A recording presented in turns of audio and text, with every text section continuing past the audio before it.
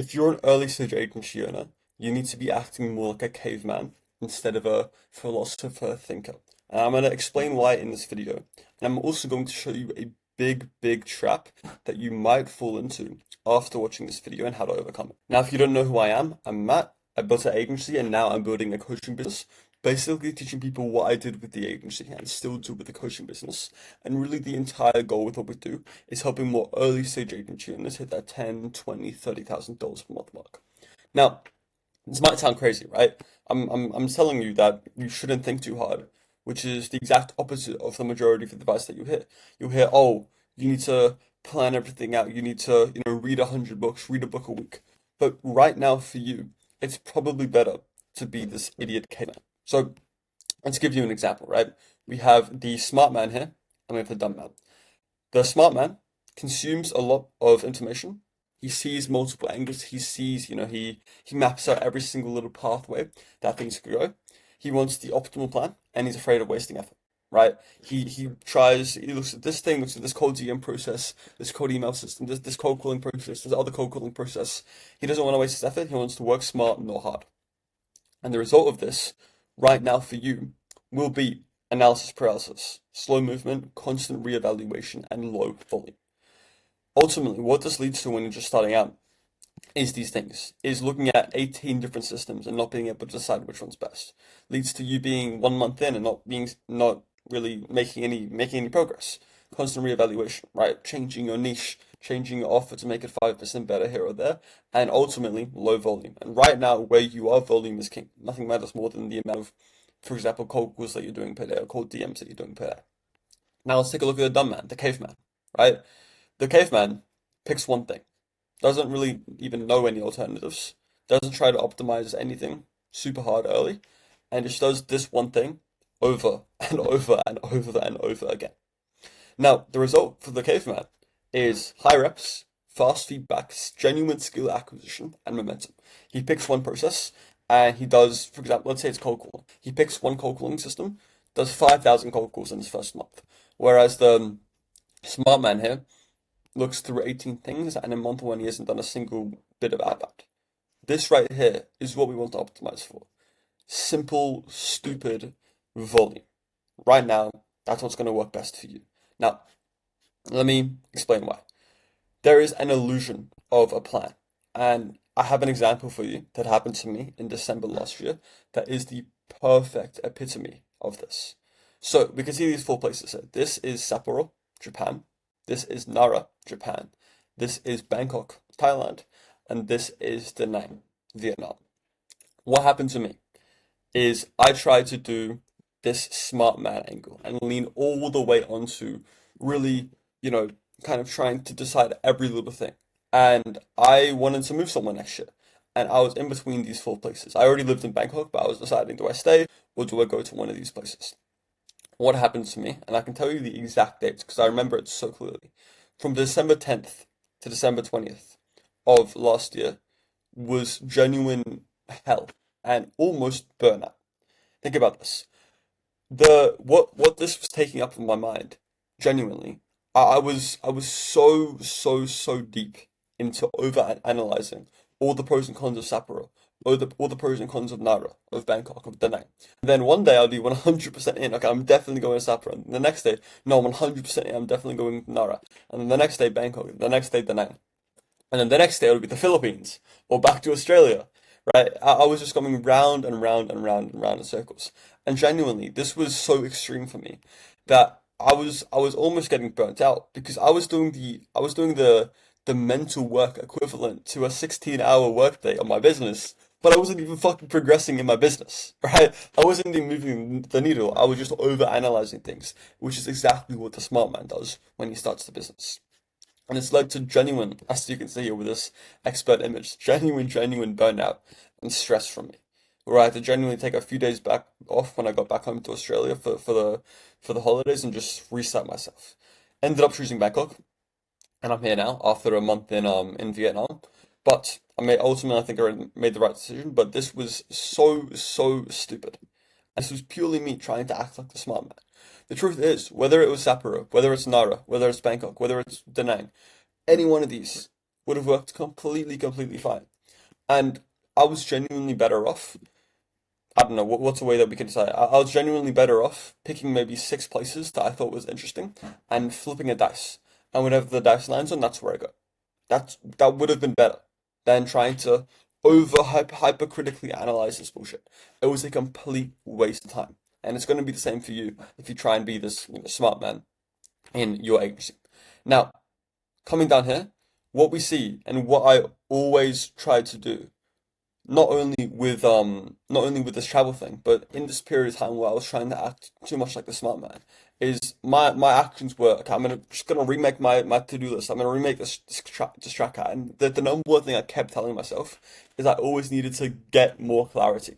Like, I don't really know where things are at right now. I need to remake this cold calling tracker so I can have some more clarity on my situation. I need to remake my entire Google Drive so I can get some more clarity on the situation. I need to build out this 10-page Notion document so I can get some more clarity on the situation. And this probably is you. If you're in the situation where you're just starting out and you're overanalyzing, you feel like there's 100 different things that you need to know, and you don't really have any clarity. This is probably you. This absolutely was me. Because the smart man is saying, "Oh, but what if this isn't optimal? What if there's a better option? What if I commit and it's wrong?" These are the things that I was saying when it comes to the travel. Oh, what if I commit to Nara and I don't like it? What if I commit to Bangkok and then I don't like it? Then I have to go back on my word because I said I would stay. Blah blah blah blah blah. This is what the quote unquote smart man is saying. The dumb man is saying, "What am I doing today?" Right? Instead of, oh, if I can re-optimize this cold cooling V17 process, maybe I can get a 2.5% increase in my pickup rate. That man is, what am I doing today? I'm doing 200 cold calls today, right? Now, let's look at this at a 30-day time horizon with the smart man and the dumb man. Let's start with the dumb man. What the quote-unquote dumb man would do is pick one outbound channel, pick one script, don't overthink, execute, right? Whether it's he's inside of a course and just uses what's in the course, he's watches one YouTube video, uses what's in the one YouTube video, creates something, doesn't really overthink about it, and just does volume. 30 days later, he has 4,000 cold calls done. And not only that, but his nervous system is adapted and he now finds cold calling easy. He's broken the resistance pattern when it comes to cold calling. His appointment booking system is dialed. He's done 4,000 cold calls. And he's accidentally built confidence. Because confidence doesn't come from, trying to find ultra clarity and trying to really understand everything. Confidence comes from doing the reps. 4,000 cold calls caveman versus zero cold call smart man. Doesn't matter how fucking smart the smart guy is. The caveman is going to have more confidence because he's done it and he knows that it works. And his identity is shifted without him even trying to. He didn't even work on mindset. He just became the kind of person who can handle it because he forced his body and brain to adapt. Right? And that is smart. That is the dumb man in the first 30 days of business. Now the smart man, very, very smart man, who wants to over optimize every single little thing. He's still refining the plan, still chasing clarity, trying to reorganize the system, trying to make this outbound tracker 5% more efficient instead of doing the dials, right? And he's talking about phase 4.1 of his framework. Yeah, and this is actually a big cue for this. If you see someone starting a business, or if this is you and you're starting a business, and you're talking in terms of, I'll just say it simply, if you're talking in terms of corporate jargon and corporate bullshit, probably in the smart man category and you're probably wasting your time. If I dare see you do a fucking SWOT analysis or set a smart goal when it comes to building your agency when you're just starting out, there's some big issues here, right? No corporate jargon, we're keeping things very simple, unlike the smart man. And he's watching videos, tweaking, trying to optimize every single little thing without really doing any meaningful work. So 30 days later for the smart man, zero real reps, zero dials, zero cold calls, zero TM sent, nothing. Still has fear, still has hesitation, still has a lack of confidence, and still not ready. So what we can see here is that the smart man might be intellectually above the dumb man, but the dumb man has something on the smart man. And that is his, what's the best way to put this? I guess he's not even thinking about this consciously, but subconsciously, is his fear tolerance. Because the smart man, by all means, he's an intelligent guy, he's trying to figure everything out properly. But if you told him to do 200 calls today, he would feel resistance, and he would feel the fear. And there's a chance that maybe he would let that fear get to him. But the dumb man feels that and does it anyway. Picks one thing, does it to an insane amount, to where it would be stupid for him, it would be unreasonable for him not to be successful. That's the big difference here in terms of the results. The dumb man faces the fear, does the action. The smart man tries to overanalyze and avoid it. Now, let's look at the facts. Both worked 8 hours a day. Both had the business as a top priority. Smart man, zero progress besides some, let's be honest, besides some mental masturbation. Dumb man, dozens of meetings, maybe even a few clients signed. Right, 4,000 cold calls. If he had even a 1% appointment booking rate, which he should have at least a 2%, that's 40 to 80 meetings that he's booked. Maybe 50 shops, maybe 10% conversion rate, maybe that's 5 clients for the dumb man because he just optimized for volume. And he didn't even think about optimizing for volume. He was thinking about, oh, I need to get client. Okay, I do outreach. I do big outreach. Right? Thinking in pure caveman terms is better than being an intellectual in this situation. Now, there's a big reason for this, and this is the thing that I was talking about. So let's look inside the banks of suffering. So this is a thing that I got from Sam Ovens originally, and then from Charlie Morgan. This is a super, super interesting kind of point, is the bank of suffering. To where when you do something hard, when you do something that you don't want to do in regards to a company, whether it's recording a YouTube video, whether it's doing a cold call, whether it's taking a sales call, whether it's working super, super hard on a service delivery, you deposit cash, you deposit suffering points in your bank of suffering. And when you hit a certain milestone, maybe once you hit 1 million suffering points, you can then buy success with your suffering points, if that makes sense. So the way to get success, to hit your goal, to do whatever it is you want to do, is to stack cash in this bank of suffering. It's to do the most painful thing every single day until you get what you want. Now, the bank of suffering for the smart man, he has maybe 100 units of suffering. He did some decent work. He was still working 8 hours a day. That still took some discipline, but never really pushed into any uncomfortable states where he felt nervous or worried. He never got uncomfortable. He never took a sales call. Never did 100 cold calls in a day. He stayed in his comfort zone, but did some decent work. That's all. Now, if we look at the caveman, his bank balance is 8,900 units of suffering, which is what 8.9x. No, that's stupid. 89x the amount of suffering that the smart man had. Which right here, if we don't care about anything else, right here, this is, at least in the early stage, your biggest lever of success. It's how much units of suffering is in your bank. There's a reason that the dumb man is 89 times more successful here. It's because he's got 89 times more units in his bank of suffering. And he spent at the most 1 to 2 days doing what the smart man spent his month on. At most, he spent 1 or 2 days defining the niche, defining the offer, getting proof of concept, what they're doing, 50 cold calls to interview people, doing all the setup he needed to do, creating his scripts, getting his scripts audited, doing all that stuff took him maybe 2 days. And that's what the smart man spent his month on. Then he did the hardest, most painful thing that has the highest ROI in terms of the bank suffering points. He didn't let anything face him, made the inputs his absolute mission. Hopped on sales calls, spent at least 20 minutes plus per call, objection handling, doing everything he can to make sure the call shows up and closes if they are a good fit. Absolutely everything possible to book in meetings, make sure they show up, and get results. Genuinely all in, right? And we can see here, there's a reason, now it's pretty obvious, why the dumb man is so much more successful, because he worked harder on the things that are more important. So it's obvious, right? Now, this is very cool, and this is by all means going to be applicable for you to start. But I want to end this with a very, very important note. This note right here is more important than the entire rest of this video combined. Here we go. In the early stages of your agency, it's far better to lean into that caveman mode, right? And just do the work. I don't care. 200 cold calls per day, grind, whatever it is for you, whatever that needle moving task is. In the early stages, this is absolutely what's going to be better for you. However, this is a mistake long term. That mistake is called binary thinking. So I'm not saying that caveman state is bad. I'm not saying that smart man is bad, which is contradictory to what we just talked about. But we cannot fall for this trap of what is called binary thinking. Whether it's smart versus dumb, thinker versus doer, planner versus executor, whatever you want to call it, that polarization is the trap. So I'm saying caveman is awesome, But if you only believe that caveman is the only way, then you're going to be cooked. Same way that if you only believe that you had to be a super smart intellectual guy to get results, you'd be cooked at the start because you wouldn't be doing any inputs.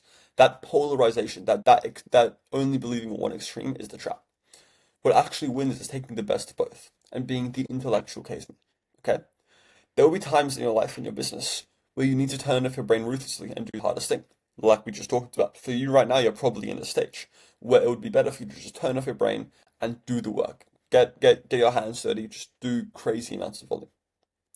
But, and this is a big, big but, pause.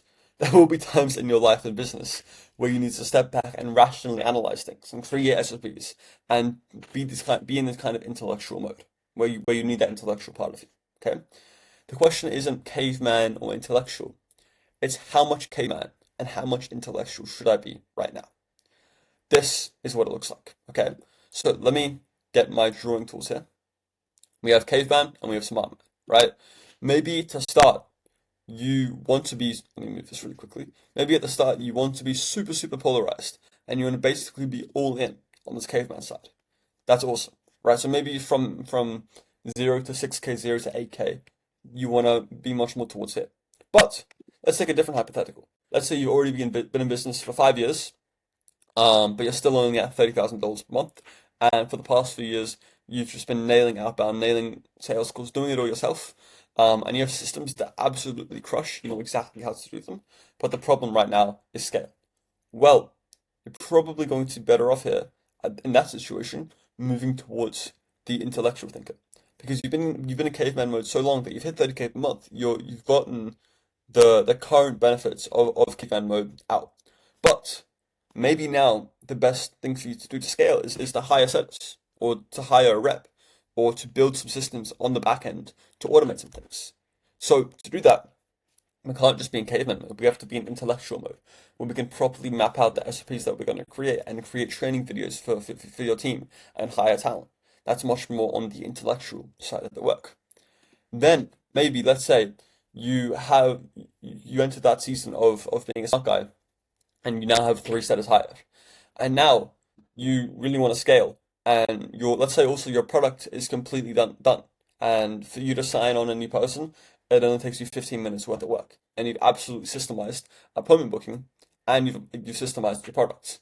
Now it might be a good idea to go back into that caveman mode and just do sales calls all day. Right? Take 8 sales calls per day for the next 5 months and stack your revenue to get to a point where you're at, I don't know, $70,000 a month. Then, after that, once you have sales down to a T, once you're a master at it, once you really know what you're doing, and you have maybe a 25% conversion rate, maybe you want to be in the middle here, where we're still taking sales calls, maybe 4 a day, but the other 4 hours of your day is dedicated to hiring and training potential sales reps in the future. And then maybe after that, we want to move towards here. Maybe back after that, you want to start something new, you want to move back to here, and then you want to move to here, right? So this is the key here. Instead of just thinking, oh, this is terrible, I need to be here, or opposite, instead of thinking, oh, this is terrible, I need to be here, it's not binary. It's not this end or the other end. It's not you have to be all the way caveman or all the way smart man. It's about right now, where on the spectrum do I want to be? Right now, I want to be here. Maybe in 3 months, I will contradict myself and I will say, actually, it's better for me to be here. Maybe in a year after that, I'll contradict myself again and I'll say, maybe actually right now it's better to be here. Don't be scared of this contradiction. Don't be polarized towards one binary option. That's a trap. Pick whichever one is going to be best for you right now. So, to finish this off, intelligence is typically leveraged after execution. Before execution, it's friction, right? So, the majority of the times, it's probably better off to start on this caveman end. Then, after execution, we have leverage through intelligence. So, that's all I have for you. Very, very, very important video here. If you are a more early stage agency owner, click the first link in the description. Book a call with me. I'll be able to help you out. Please do all the usual stuff, like, comment, subscribe. And one more thing, I'm very curious. Outside, I'm in a big high-rise condo right now, but outside, there are people shooting guns. It's like a shooting range. So I'm very curious if you can hear people shooting outside or not. I did a test, and I'm pretty sure you can't hear it, but please do let me know in the comments. And I'll see you in the next one. Bye bye.